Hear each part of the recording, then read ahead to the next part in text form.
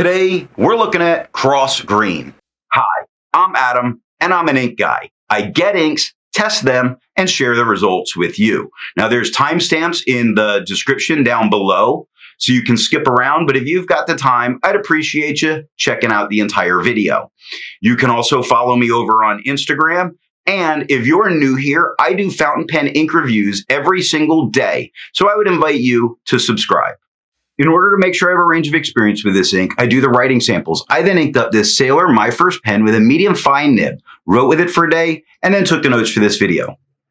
I used 3 papers to standardize in some of my writing samples: Clairfontaine, Tomoe River, and Rhodia paper. There are additional writing samples that'll come later in the video.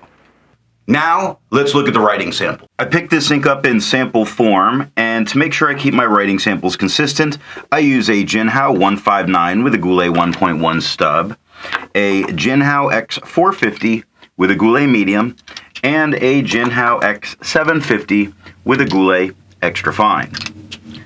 Let's take a look at the Clairfontaine. No bleeding, no ghosting. The 1.1 has no feather, spread, halo, sheen, no shading. The extra fine is slightly lighter in tone than we got with the 1.1. Sorry. It has no feather, spread, halo, sheen. It does offer some shading throughout the writing. Like when you look here on over, it starts lighter and works its way darker. Quick starts as a nice mid-tone, becomes very dark at the K.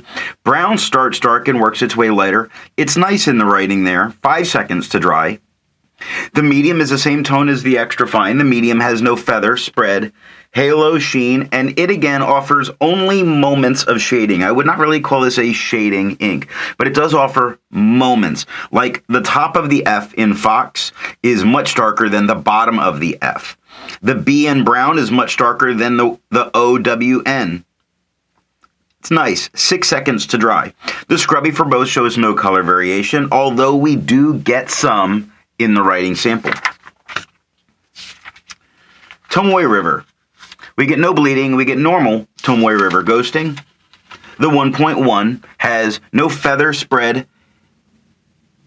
It looks like it has some halo in the stub. So it looks like some minor haloing going on with in the stub. No sheen, no shade. The extra fine is a noticeably lighter tone than the stub. It has no feather, spread, halo, sheen, no shade, 8 seconds to dry. The medium is right about the same tone as the extra fine with no feather, spread, halo, sheen, and no shade, 11 seconds to dry. The scrubby for both show us no color variation. Interestingly, the medium shows us some haloing that could occur. So if you're using a really wet pen, you could potentially get this ink to halo for you really consistently. I just didn't get it here, but I believe you could. Rhodia. No bleeding, no ghosting. The 1.1 has no feather spread, halo sheen, no shade. The extra fine is the same tone as the 1.1 with no feather spread, halo sheen, or shade. 6 seconds to dry. The medium is the same tone as the extra fine and the stub with no feather spread, halo sheen, or shade. 8 seconds to dry. The scrubby for both show us no color variation. We didn't expect it and we didn't get it, and that's what I have for this part in the writing sample. I agree with Vita that I've learned a lot by doing multiple chromatographies. The one on the left is done the way it's supposed to be done. I put a line of ink down and immediately put it into water for 10 to 15 seconds.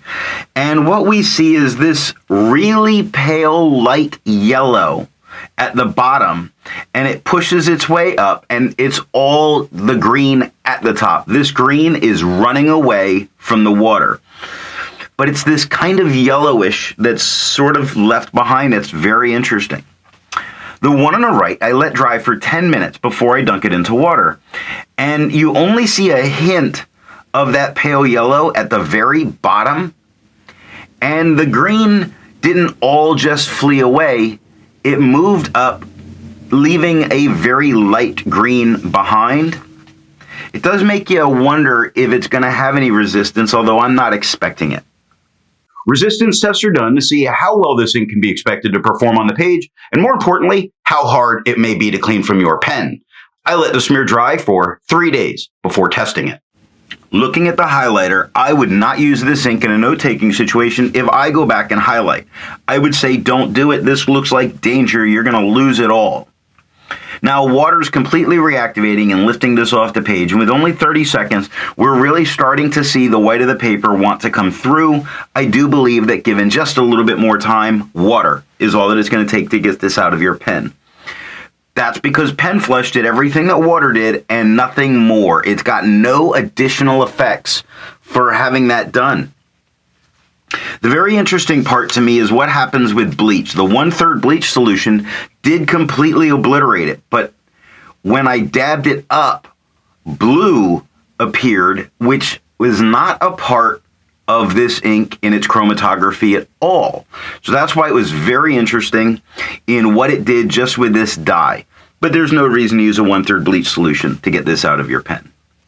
I test viscosity or flow by using a tilt test that I've linked in this video. For the inks I've tested, I have found an average viscosity of 2.5, with the realm of normal being from 2.1 to 2.9. Cross Green has a viscosity of 1.49, making this an incredibly wet ink.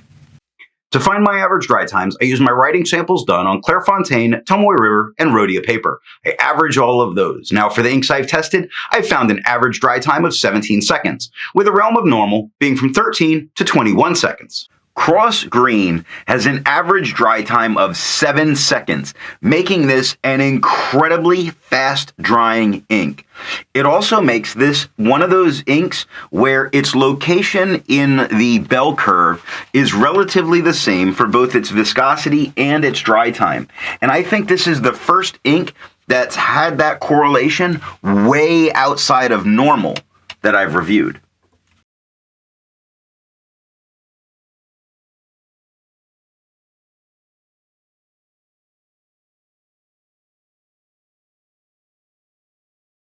The second writing sample is done on P. Berger, Strathmore writing paper, and Levenger. We're going to start this part of the writing sample with P. Berger. It's a student grade French ruled paper, which obviously has tons of bleeding, tons of ghosting, but it does not touch the page underneath, so you can still use the next page without a problem. The 1.1 has feathering.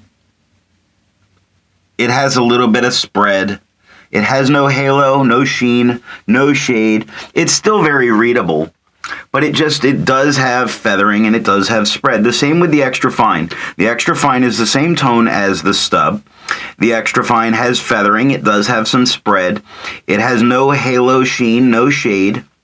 2 seconds to dry. The medium is slightly darker a tone than the extra fine, about the same tone as the stub. The medium does have feather, does have spread. It has no halo, no sheen, and no shade. 3 seconds to dry. The scrubby for both show us no color variation. We didn't expect it, and we didn't get it. Strathmore writing paper.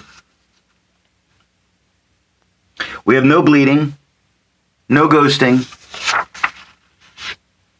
The 1.1 has no feather, spread, halo, sheen, or shade. The extra fine is the same tone as the 1.1 with no feather, spread, halo, sheen, or shade. 3 seconds to dry. The medium is slightly darker than the extra fine. No feather, spread, halo, sheen, or shade. 4 seconds to dry. The scrubby for both shows no color variation, which we didn't expect it or get it.